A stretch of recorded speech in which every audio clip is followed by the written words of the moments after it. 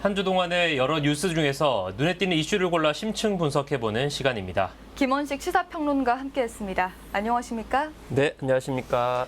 네, 평론가님, 지난 한 주 동안에도 많은 이슈들이 있었습니다. 네. 평론가님 눈에 띄던 이슈들은 어떤 것들이 있습니까? 아무래도 경비원 뉴스였는데요. 노원구에서 문자로 해고한 사례가 있었잖아요. 예, 근데 예. 그분들을 다시 이제 취직을 해주겠다 이렇게 네. 발표가 있었어요. 그렇기 때문에 좀 이 시간에 이렇게 뉴스를 전했기 때문에 이런 반가운 소식이 있지 않나 싶어가지고 더 반가웠습니다. 네, 그 소식도 이따가 또 자세히 한번 만나보겠습니다. 네. 최근 서울 시내 재개발 해제 구역을 중심으로 빈집이 빠르게 늘고 있는데요. 이 성북구 성북 4구역 빈집 슬럼화도 심각합니다. 특히 빈집 대부분이 경사지에 밀집해 있어 장마를 앞두고 붕괴 우려가 큽니다. 영상 리포트를 보고 나서 함께 이야기 나눠보겠습니다. 북악산과 인접한 성북동 29의 45번지 일대. 폭격을 맞은 듯 주저앉아 버린 빈집. 대부분이 경사지에 위치하고 있어 빈집이 무너지면 사람이 살고 있는 아랫집에 큰 피해를 입힐 수 있습니다. 성북 4구역은 지난 2015년 재개발 구역 해제 후 빈집이 빠르게 늘고 있습니다. 현재까지 파악된 빈집만 해도 50여 채. 비가 오면은 뭐 무너지는 거 그것도 염려지만 겨울에 또 이렇게 관리가 안 되면 이거 불나면 이거 어떻게 이거? 의 주민들 힘으로는 할 수가 없어요. 여기선 뭐 구청이나 시내가 관공서서 끼어가지고 관공서서 해줘야지. 이에 대해 성북구는 해당 지역은 서울시 도시재생사업 대상지로서 정비계획이 추진 중인 곳이라고 밝혔습니다. 하지만 최근 서울시가 관련 정책을 뒤바꿀 분위기도 감지된다며 이에 대한 세부 일정에 대해선 알 수 없다는 입장. 아직까지 정확하게 내려진 부분이 없어가지고요. 이 시에서도 이제 도시재생 방향이 또 바뀔 수도 있는 부분이고 정비계 아직 전부 수립이 안 돼가지고 정확하게는 아직 수립이 안 됐습니다. 산사태 방지용 옹벽과 축대는 고사하고 소방도로조차 갖추지 못한 성북 4구역. 주민들은 수해 사각지대가 따로 없다며 올 여름은 또 어떻게 보내야 할지 큰 걱정이라고 입을 모읍니다. 드라이브 서울 경기 케이블 TV 박선아입니다. 네, 장마철을 앞두고 이 빈집 붕괴 우려도 커지고 있습니다. 이 또 수도 서울 한복판에 저런 집들이 있다는 것 자체가 참 참담하다는 생각도 드는데요. 이 평론가님은 영상 보시면서 어떤 생각이 드셨습니까? 일단 왜 저런 지역이 남아있을까 이렇게 생각이 들었거든요. 그래서 구체적으로 살펴보니까 이제 리포트에도 나왔습니다만은 이게 이 재개발 구역으로 지정이 됐다가 해제가 된 거거든요. 그래서 뉴타운만 봐도 이 서울 시내에 지금 386곳이 이런 곳이 있다고 해요. 근데 네. 문제는 이런 곳이 절반 정도는 대안적인 사업으로서 이제 새롭게 매만지고 있는데 그렇지 못한 지역들이 그 절반이 또 있는 거거든요. 그 가운데 대표적으로 성북 4구역이 여기에 속하고요. 예. 이 구청별로 보니까 이 성북구가 가장 많은 케이스, 그러니까 사례를 이제 가지고 있었습니다. 그래서 좀 더 나서야 되는데 무엇보다 이 지역을 구체적으로 보니까 그 주변에는 정말 고급 빌라에다가 또 큰 단독주택이 많은 곳이었어요. 네. 그렇기 때문에 그런 지역으로까지 또 피해를 줄 수가 있어서 이거는 이 4구역만의 문제가 아니고 성북구 전체의 문제이기 때문에 관심을 다 같이 가져야 될 것으로 이렇게 보여집니다. 네. 최근 광주에 재개발구역 철거 건물이 붕괴하면서 10여 명의 사상자가 발생을 했는데요. 전형적인 안전 불감증으로 인한 사고인 것으로 밝혀지기도 했습니다.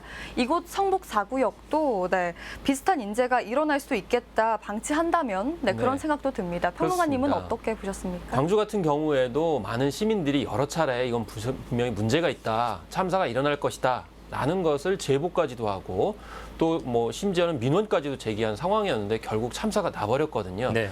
마찬가지로 이제 계속 언급하고 계시듯이 장마철도 다가오고 그런 상황 속에서 이 여러 가지 위험의 문제가 있는데요. 사실 몇 가지 유형으로 위험을 나눌 수가 있어요. 일단 생활 안전 유형, 그다음에 이제 건축 안전 유형으로 나눌 수 있고 이게 두 가지가 또 같이 복합적으로 작용할 수 있는 것도 있는 거거든요. 그래서 네. 생활 안전 같은 경우 범죄에 대한 위험입니다. 그래서 이제 우범지대라고 볼 수가 있겠죠. 더구나 이런 사구역 같은 경우에는 뭐 지구대라든지 아니면은 이제 화재가 났을 경우에 이제 소방차가 출동해서 근접할 수 없는 그런 경사도라든지 좁은 도로를 가지고 있기 때문에 더 인재 위험성이 있다고 볼 수가 있겠고요. 그리고 또 여기 거주하시는 분들 같은 경우 되게 70세 이상이시기 때문에 그 자체만으로도 주민 혹은 시민 입장에서 봤을 때 위험에 노출되고 있는 분들이 굉장히 많다는 거죠. 그렇기 때문에 이분들을 위해서도 항상 관련 서비스들을 제공을 해줘야 되는 그런 상황이라고 볼 수가 있겠습니다. 네, 결국 생활 안전과 건축 안전 이 둘 다 잡아야 된다 이런 말씀이신데요. 이 성북 4구역은 재개발 구역으로 지정됐다가 해제된 곳입니다. 네. 이 서울 안에서도 이렇게 재개발 해제 구역이 많은데 이 문제는 빈집이 많다는 것입니다. 이 빈집을 줄일 수 있는 방법이 있을까요? 일단은 이제 이 빈집 왜 발생하느냐? 이건 결국에 이제 재개발 지정과 이제 맞물려 있는 거죠. 그러니까 재개발이 된다고 하니까 사실은 많은 분들이 여기에 투자 목적으로 아마 건물을 소유했을 것이고요. 네. 또 다른 한편으로는 이걸 증여를 했다 하더라도 이제 이쪽이 약간 낙후됐다 보니까 증여를 받은 뭐 자녀분들 같은 경우 손을 못 대는 그런 상황이 있을 수 있습니다.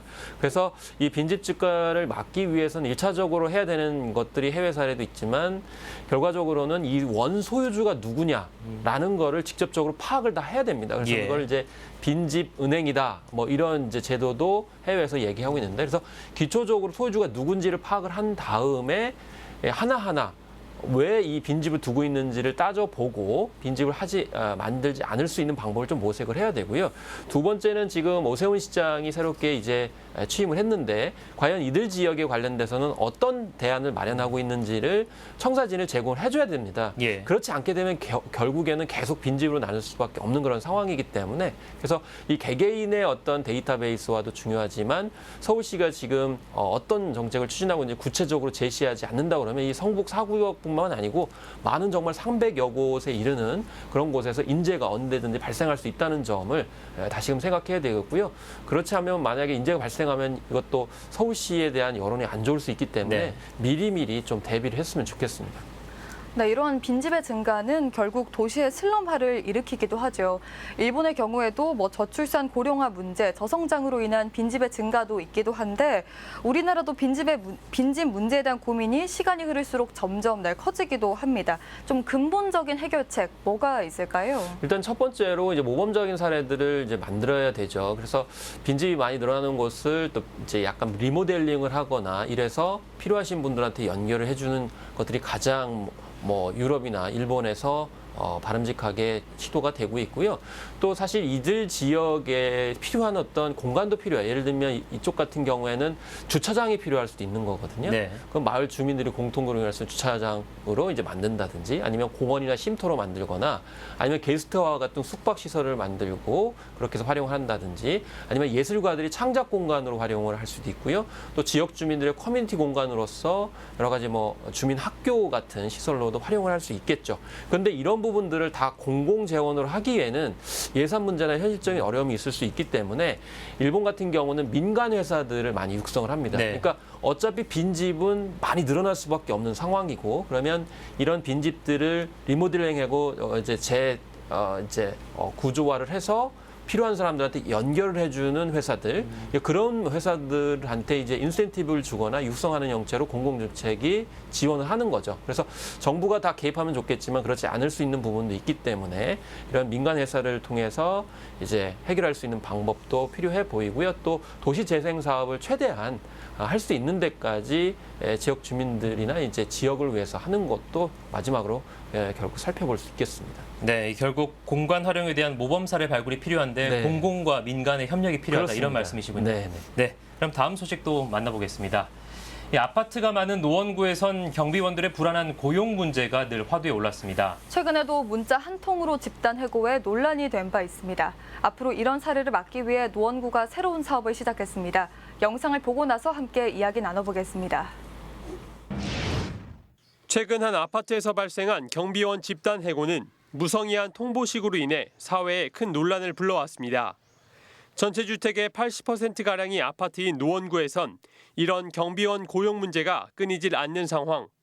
결국 관 차원에서 대책 마련에 나섰습니다. 현재는 민간의 자율에 맡기게 되어 있는데 이 자율로 맡겨가지고 도저히 이게 해결이 안 되겠다 싶어가지고 저희 이제 구청에서 조금 어느 정도 좀 이렇게 조율과 개입을 좀 해야 되겠다는 생각을 했어요.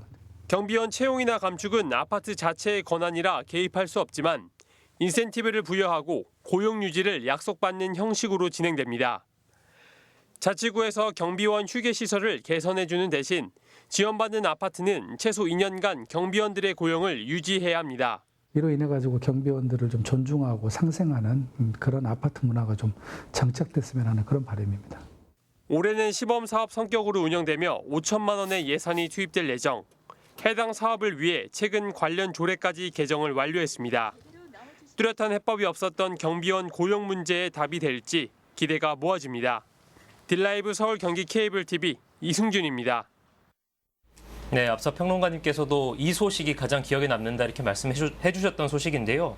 이 결국 노원구청에서 경비원 휴게 시설을 개선해주는 인센티브를 지원해주고 또 경비원 고용 유지 약속을 받아내는 사업을 또 진행하게 됐습니다.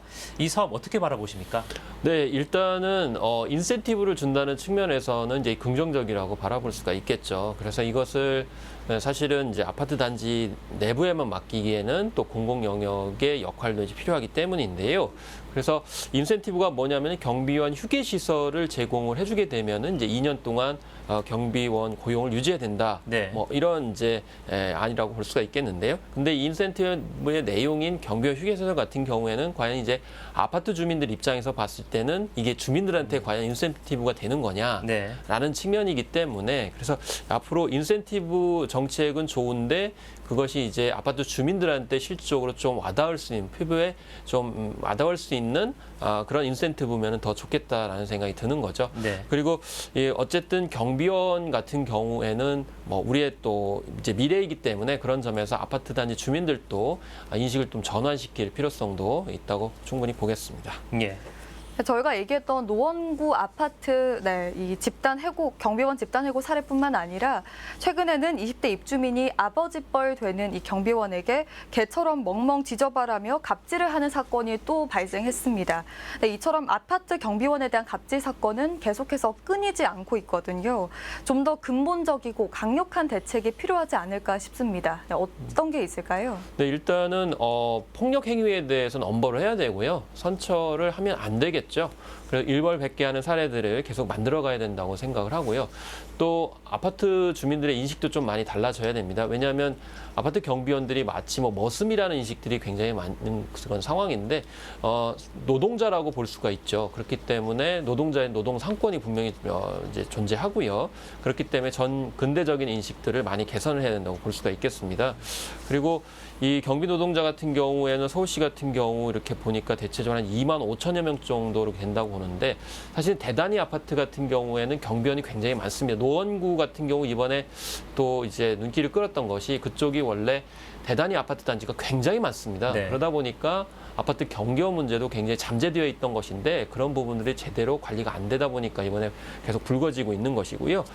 이런 이제 독소 조항 같은 경우를 이제 제한하는 것도 필요한데 앞으로 이제 어떻게 할 거냐도 중요합니다. 그래서 아파트 단지가 새로 생기는 곳 같은 경우에는 이 아파트 경비원의 어떤 노동권 문제들을 어떻게 할 것이냐라는 것을 이제 명문을 할 때 그 이제 아파트 신규 이제 그런 건설에 있어서의 굉장히 체크리스트로서 꼼꼼히 따져봐야 될 조건으로서 산입을 한다든지 예. 또 아파트 관련 정책의 어떤 인센티브를 주는 데 있어서 이 경비원 문제들을 반드시 참고할 수 있도록 시정에 반영하는 것도 매우 필요해 보입니다. 네, 그럼 지금까지 나왔던 얘기들을 종합해서 하나만 더 질문을 드릴게요. 이 아파트 경비원 노동자를 보호하고 또 이 고령층 일자리를 안정적으로 확보하는 제도적인 보완 장치가 필요해 보이는데요. 이 평론가님의 의견은 어떻습니까? 네, 그렇습니다. 이 서울시 같은 경우는 아파트 경비원 근로 현황을 과연 제대로 이제 파악을 하고 있느냐 이런 이제 지적들이 계속 나오고 있는 거거든요. 그래서 이 고용 불안이 여전히 있는 상황 속에서 뭔가 대안을 모색을 해야 되는데 아까 빈집처럼 마찬가지로 지금 경비원들이 어떤 식으로 근무하고 있는지에 대해서 하나하나 데이터를 만들어가야 됩니다. 그리고 지금 언론 보도에는 경비원 문제에 관련돼서 굉장히 안 좋은 뉴스만 많이 나오거든요. 네. 근데 모범적으로 시행하고 있는 아파트 단지도 분명히 존재해요. 네. 그러면 그런 아파트 단지는 어떤 식으로 모범적으로 하고 있는지를 사례를 분석을 하고 그런 이제 좋은 사례라고 하면 공유시킬 수 있는 그런 노력들이 필요한데 지금 언론 보도도 다 문제 있는 것만 나오다 보니까 네. 결국에는 다른 쪽에서는 항상 이제 경비원에 대한 또 부정적인 인식, 또 경비원은 진출하면 안 되겠구나라고 하는 바람직하지 않은 측면이 있을 수 있거든요. 그리고 이번에 노원구에서는 지난번에 문자로 해고했던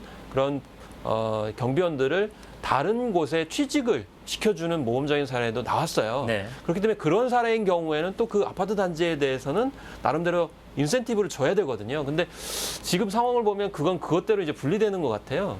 그러지 말고 잘 되는 곳 같은 경우는 계속 선순환될 수 있도록 공공정책이 좀 긍정적으로 개입하는 것도 계속 생각해 봐야 될 것으로 보입니다. 네, 이 모범 사례에 대한 공유와 확산도 네. 상당히 중요한 그렇습니다. 요소로 보입니다. 이 요즘 뉴스를 보면 갑질 사건 뉴스가 없는 날이 드문 것 같습니다. 지금도 누군가는 보이지 않는 곳에서 고통받고 있는지도 모릅니다. 갑질 없는 사회를 만들어가기 위한 노력은 결코 멈춰서는 안 되겠죠. 지금까지 김원식 시사평론가와 함께했습니다. 오늘 말씀 잘 들었습니다. 감사합니다.